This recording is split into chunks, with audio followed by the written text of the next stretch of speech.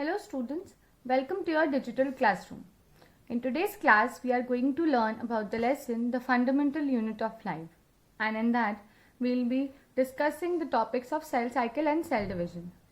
Now, as you were growing up, you might have observed increase in your height or in your weight, or if at all you might have had an injury at some point in your life. It's now all recovered. Now, what are the processes responsible for that? It was basically division of cells. The cells present in our body divide repeatedly, for the purpose of growth or performing any other function. So that is what cell division is all about. And now what is cell cycle? Cell cycle is basically a series of events that take place in a cell, enabling it to divide into daughter cells.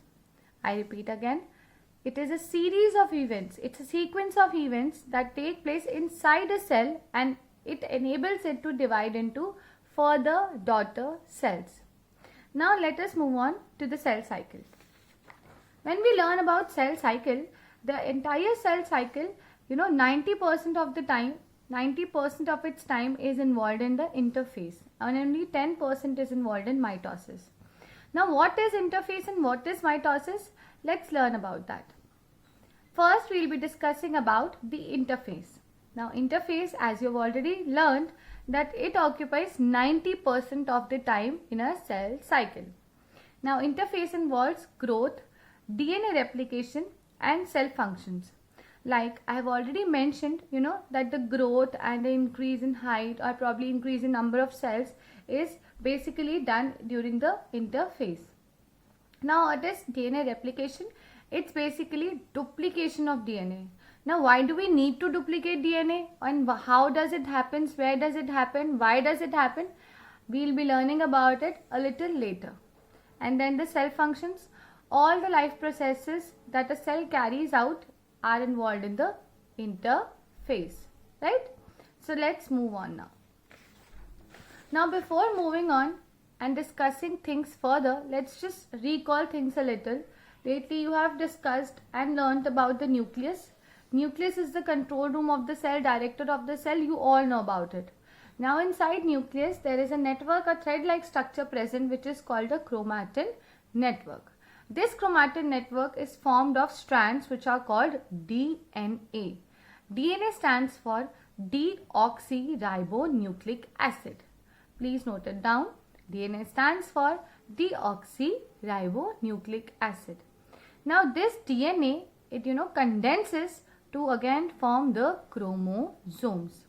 Now we tend to count the number of chromosomes using their centromere. Here is the centromere that adjoins or that connects basically two sister chromatids together. Now we were talking about DNA replication, right? So this is again DNA duplication. This is the interesting thing to note down is that this is one chromosome, this is one centromere and this is one entire chromatid, right? And chromatid is basically strand of replicated chromosome. And when the duplication happens or when the replication happens, this is one chromosome having one centromere but two sister chromatids. So this is how the DNA duplicates or replicates itself. Now this is all about the process of DNA duplication and the nucleus and all. Now why were we going to learn about it is because we are going to discuss these things in the later coming stages of this chapter. Right? So now moving on, we will be discussing about mitotic phase or mitosis. Now mitosis involves 10% time span of the cell cycle. This mitosis is divided into two parts, karyokinesis and cytokinesis. Now karyokinesis is basically the division of the nucleus and cytokinesis is the entire cell division. Now this entire mitotic process is divided into four parts, this entire sequence. That's the number one, prophase, metaphase, anaphase and telophase. To sum it up, we say PMAT. Now what happens in PMAT? Why is PMAT carried out? Let's learn about it now. So this is our prophase. Now what happens in prophase? Let's just recall the structure of cell a little. you all know inside a cell we have got nucleus, है ना, and then we have got other cell organelles as well. We have got plasma membrane, we have got mitochondria, ER, etc., etc. During the prophase, it is basically the phase which is going to commence the process of mitosis. It is basically before everything. So during prophase, the cell will lose everything. You know, all the cell organelle will disappear. Only the centrosome will remain, and only the, you know, some parts of nucleus will only remain. See, the nucleus will be losing its nuclear membrane, nucleolus will be gone, all the cell organelles will be gone, only the centrosome will remain, and the chromatin network will condense to form the chromosomes. So these are the chromosomes that you can see during the prophase. Pro means before, right? Before everything starts, right? So here what has happened is the cell has lost all its cell organelles, the cell has lost its nuclear membrane and nucleolus also, and only the chromosomes remain with the centrosomes. So centrosomes have got centrioles and they are now located at the poles.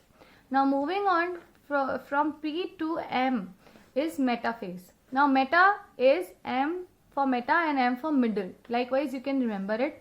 So now we have got the condensed chromosomes. They will align themselves in the center of the cell and they tend to form a plate-like structure. So we call it metaphasic plate also, right? So these chromosomes remain at the center of the cell, and then what happens is that, you know, these during the function, when you were learning about the structure of centrosome, we had discussed about centrioles and it helps in the formation of spindle fibers.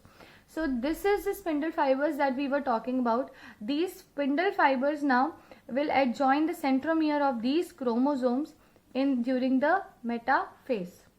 Now moving on to the anaphase.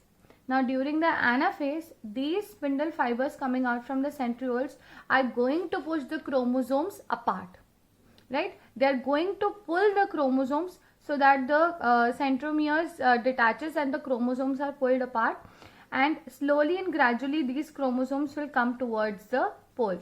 And during the telophase, telo is for the end, for the termination of the entire process. What will happen is now the chromatids are separated, they have come to their respective poles, and now this will mark the end of the entire mitotic phase. Now what will happen is, now since the chromosomes have chromatids have separated, the everything will reappear. See, the nuclear membrane will reappear, nucleolus will reappear, it will form the nucleus, and then all the cell organelles will again reappear, and at last, at the end, this cell will divide, which will lead to the process of cytokinesis. So this is how the process of mitosis operates. Now again, let's just recapitulate a little. Mitotic phase involved 4 phases. Prophase, pro is for before. Here everything is going to disappear, cell will lose, you know, all its cell organelles, nucleolus will be gone, nuclear membrane will be gone. But then only the chromosomes will be condensing to form the chromosomes, and they will be lying haywire, right? And then we'll have the next phase, metaphase, M for meta, M for middle. Here the chromosomes will align itself in the middle of the cell, and the spindle fibers will come and get attached towards to the centromere of the chromosomes. Then moving on, anaphase may you can learn it as away, A for ana and A for away. So here what will happen is that the spindle fibers will be pulling the chromatids, the sister chromatids apart towards the pole.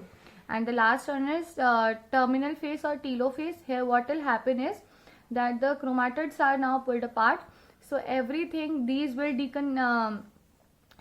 undergo a process and will form the chromatin network, and the nucleolus will reappear, nuclear membrane will reappear, they will form the nucleus, and then all the cell organelles will reappear, and at the end the cell will divide it into 2 cells which have got the identical genetic material.